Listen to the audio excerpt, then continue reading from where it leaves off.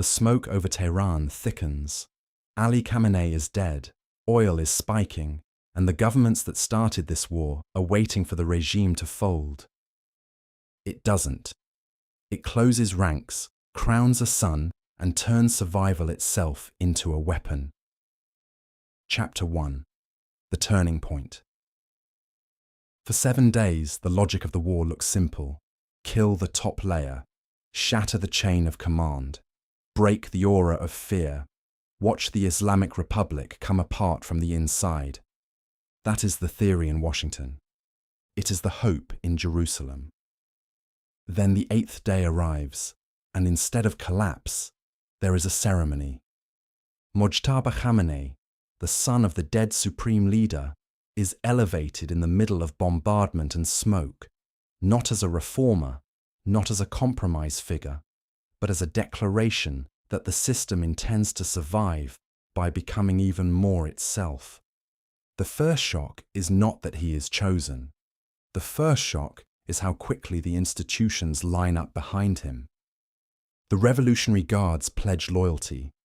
The clerical establishment moves fast enough to make hesitation look dangerous. The ministries keep functioning. The courts keep issuing orders. State television does what bureaucracies under siege often do best. It stops explaining and starts asserting. Inside Iran, many people hate the regime, fear the regime, or simply want the regime gone. But war changes political gravity. Foreign bombs do not only hit bases and depots, they compress the space in which opposition can breathe. Every dissident now has to make a choice the regime understands very well how to force. Stand against the government while the country is under attack, and risk being painted as an accomplice to invasion. Stay silent and watch survival get recast as legitimacy. That is the moment the premise breaks.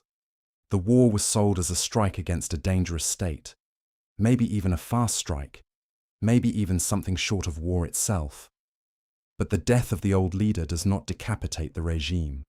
It simplifies it.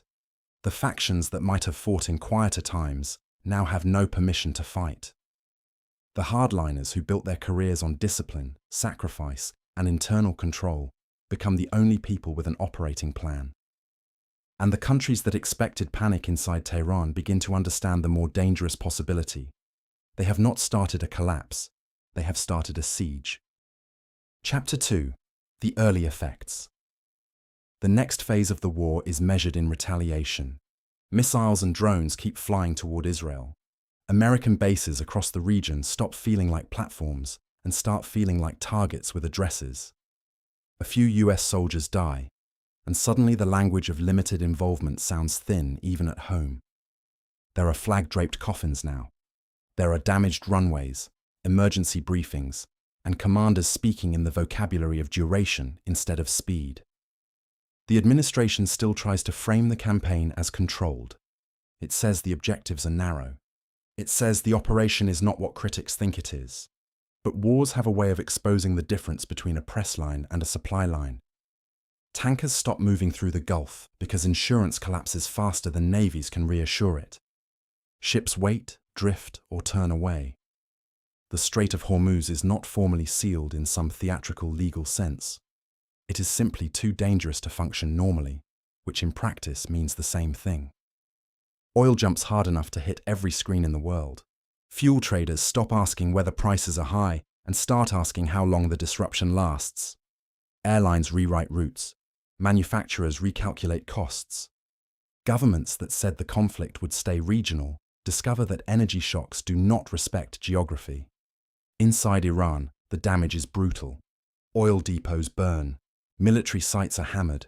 Civilian neighborhoods pay for their proximity to strategic targets. And funerals begin to do political work that speeches cannot.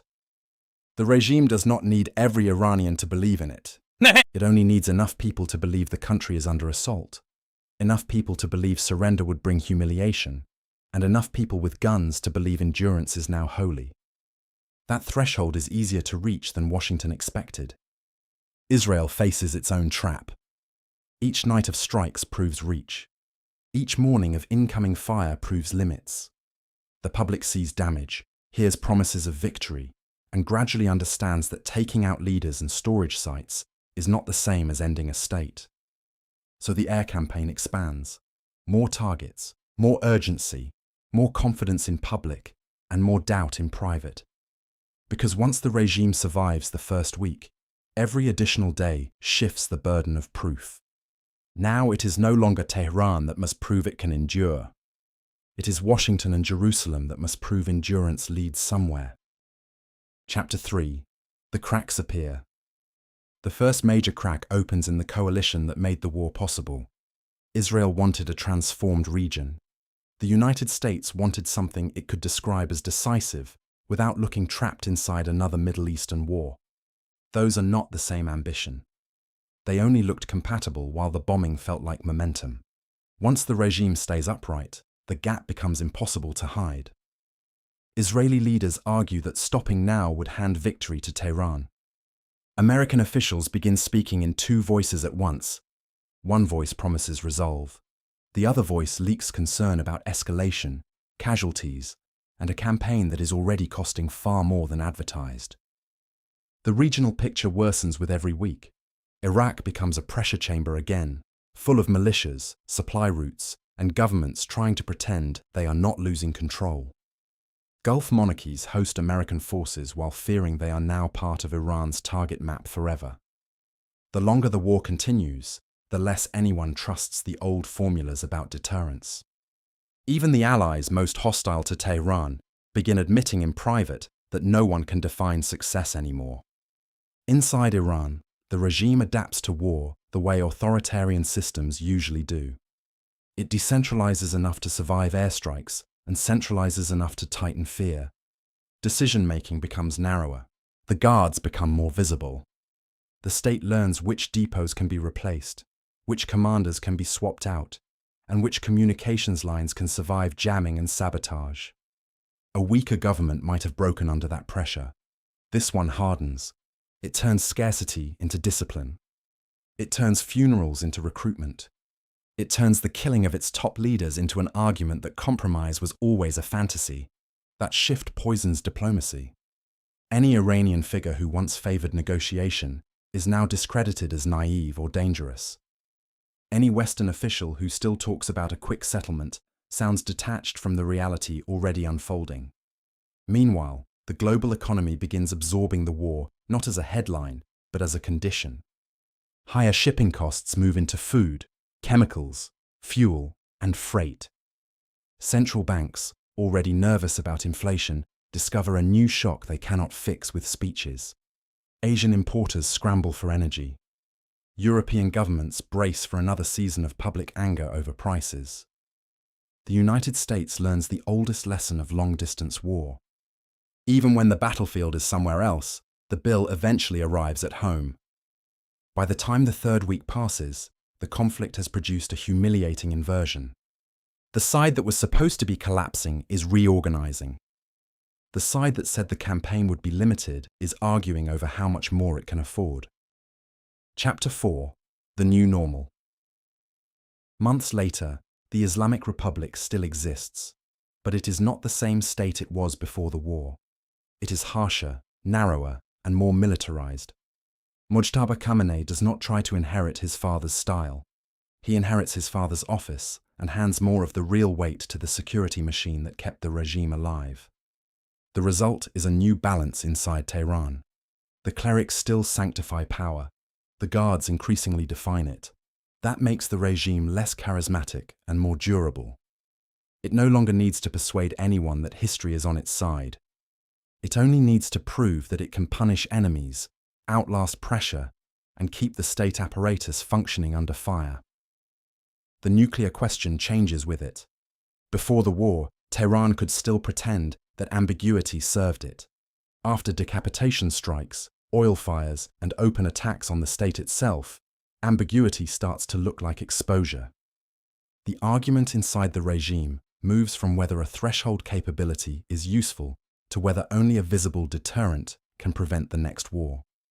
That debate does not have to end in a public test to reshape the world. It only has to become the organizing assumption behind procurement, secrecy, and doctrine. Israel adjusts too. The fantasy of one overwhelming blow gives way to an uglier model: recurring strikes, constant mobilization, deeper missile defenses, and a society learning to live with the idea that Iran is not being removed from the board. The United States drifts into the role it said it would avoid. Not occupation, not nation building. Something more familiar and more corrosive. A permanent expedition of air defense, naval protection, emergency deployments, and retaliatory force used often enough to feel routine and expensively enough to feel endless. The Gulf becomes the center of a new risk economy. Shipping resumes only in fragments. Insurance premiums stay elevated. Energy exporters look for alternative routes with the urgency of states that have just watched a choke point turn into a weapon. China buys time, Russia exploits distraction, Europe pays more, and everyone else learns that one regional war can rewrite global arithmetic in weeks. This is the new normal. Not victory, not peace. A harder Iran, a bloodier deterrence.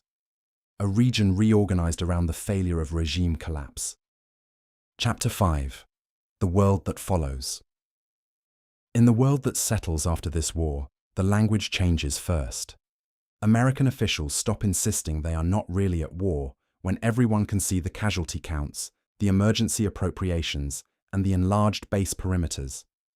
Israeli officials stop talking about imminent transformation and start talking about management, containment, and long campaigns. In Iran, survival becomes the founding myth of a new era. Schoolbooks, sermons, television dramas, military parades, and martyr posters all teach the same lesson. The Republic was struck at the top and did not fall. That story covers many failures. It covers economic misery. It covers repression. It covers the fact that millions of Iranians never chose this leadership at all. But states do not need honest myths. They need useful ones. The region lives under a colder logic. Every base is reinforced. Every tanker route is political. Every price spike carries a memory of how quickly trade can stop when missiles start flying over a narrow strip of water. Defense budgets rise and then stay high. Investors treat the Middle East less like an opportunity and more like a permanent contingency. Opposition movements inside Iran become weaker, not because anger disappears, but because the war taught the regime how to fuse nationalism with repression more effectively than before. The Islamic Republic that remains is uglier and more brittle in private, but more feared abroad. That is enough to keep it standing. And so the world adjusts to a truth that was supposed to last only a few days. The campaign that was meant to end the regime instead taught it how to survive the kind of blow that used to seem unsurvivable. Epilogue. This path feels plausible because powerful states often mistake damage for control. They see a hated regime, watch its leaders burn, and assume the rest is gravity. But collapse is not a law of war. It is a political event, and politics under foreign bombardment can harden faster than outsiders expect. That is what makes this branch unsettling. The attack that was supposed to close the story may have written the regime's next chapter instead.